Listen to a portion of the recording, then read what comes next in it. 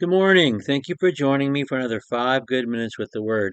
I'm Barry Bryson, and we're going to finish our study of the text of Second Timothy today, part of our larger study of Second Timothy, Second Peter, and the martyrdoms of Paul and Peter. And we spent time on those last verses yesterday talking about what Paul shares about his own situation and the things that he has gone through.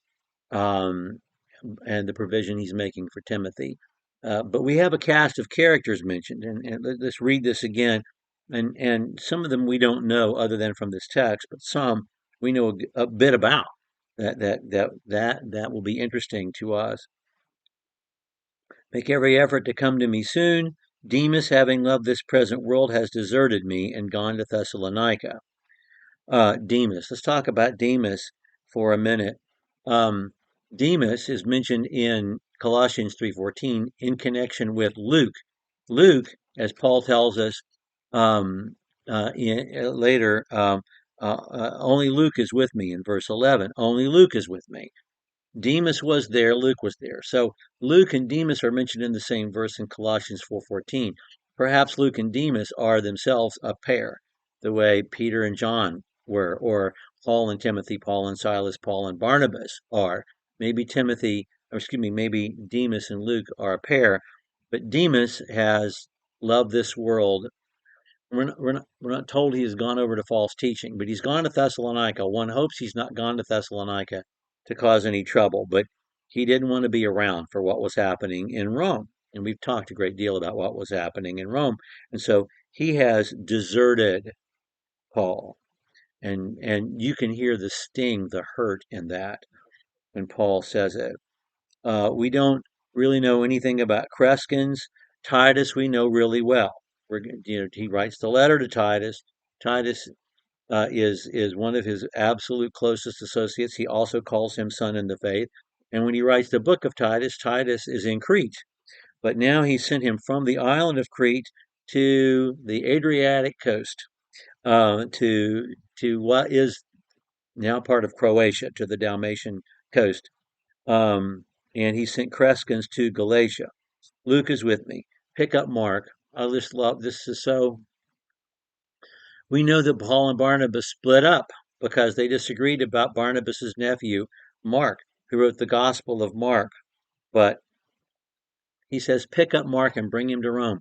And when we study Second Peter, First Peter, and Second Peter, and we talk about Peter's martyrdom, we're going to find out that Mark is there. Mark is in Rome, because Mark is in Rome with Peter. And when we talk about Paul's martyrdom tomorrow, we'll talk more about the events as they played out. But evidently Timothy got back to Rome and brought Mark with him, just like Paul told him to.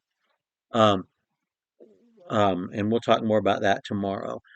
Some more people that we want to talk about. He talks about Erastus, and we don't and Tychicus. Tychicus is important.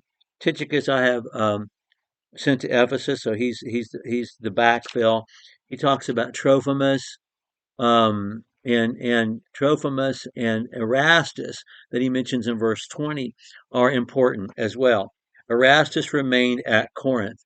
So Erastus is from Corinth. And we meet Erastus in Acts 19.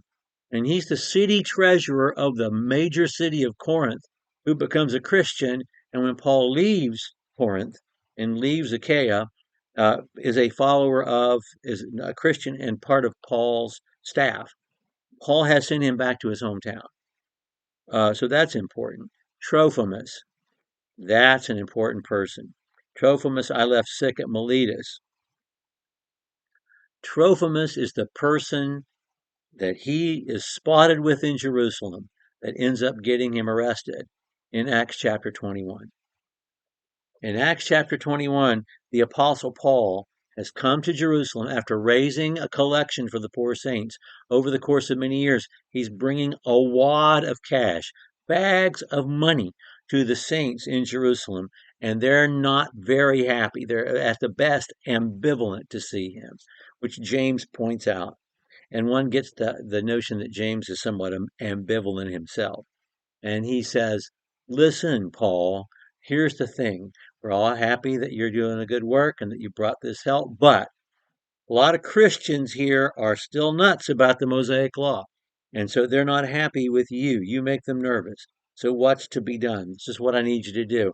We've got 3 Christian men here who've made a vow to at the temple, and I need you to take them to the temple and you pay their vows.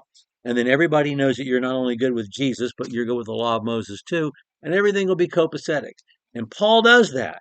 And while he's there, there are people from Asia, Jews from Asia, who saw him with Trophimus in Jerusalem, and they think Paul has come to defile the temple. That's how Paul gets arrested in the first place and sent to Rome and ends up in Rome under house arrest. It's because people, Jews from Asia, before they saw Paul in the temple, saw him hanging out in Jerusalem with Trophimus the day before.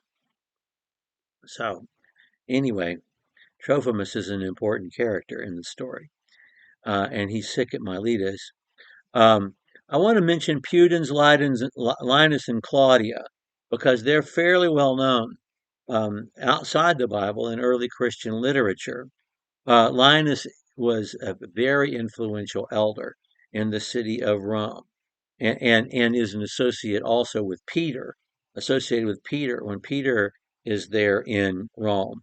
And we don't know this from the Bible, but we know this from early biblical sources. Pudens and Claudia are, to the best of our knowledge, his mom and his dad. Claudia being the mom, of course. I said that backwards. And Pudens, his dad. Claudia is important because that is a patrician name. It is the patrician name, honestly. To be a Claudian in the first century is to be a member of the most important family in Rome. There's a possibility that she could have that name because she's a freed slave. But, you know, Priscilla also has a patrician name. And we know that prominent women were, from the first century on, uh, uh, uh, part of the Lord's church. And so that's interesting. Um, and so that's interesting to notice. I don't want to leave before I mention um, um, the Alexander, the coppersmith. Paul mentions this to Timothy to warn him. Don't trust this man. He did me a lot of harm. Paul is not saying these words to get back at this man because he leaves that in the hands of God, which he makes clear in the passage. He just wants his son in the faith to be aware. It's very much a David talking to Solomon about Joab, you know. It's you got to look out for this guy. He's not safe. And also Priscilla and Aquila. If we get to know each other in heaven, there's a lot of people. There's a whole lot of people I want to get to know. But high on my list, Ruth and Boaz, Abigail, um, Priscilla and Aquila. I really want to get to know them. I have so many things I'd like to know. Maybe when we get to heaven, and I assume this is going to be the case, God's presence will overwhelm absolutely everything, and we won't even know or care about anything else but God's own glorious presence. But if we do get to know each other, I mean, they were everywhere with Paul, and they were so important. And Priscilla is all but once she's mentioned first, and she's from Rome, and he's from the Black Sea, and she's a Roman, and he's a Jew, and there's just so many questions I have, and it just makes my heart happy that when his son in the faith is struggling, before he does anything else, he sends Priscilla and Aquila from Rome to Ephesus to be there and to make things better. Um, and Anyway, okay, we will end with what Paul says at the very end, the last words that he wrote to Timothy and to us. The Lord be with your spirit, grace be with you. If those are the last words any of us ever write, aren't they the best words to write to anyone we care about? Okay, we're going to talk about Paul's martyrdom next time. Thank you for joining me for what is, again, 10 good minutes with the Word.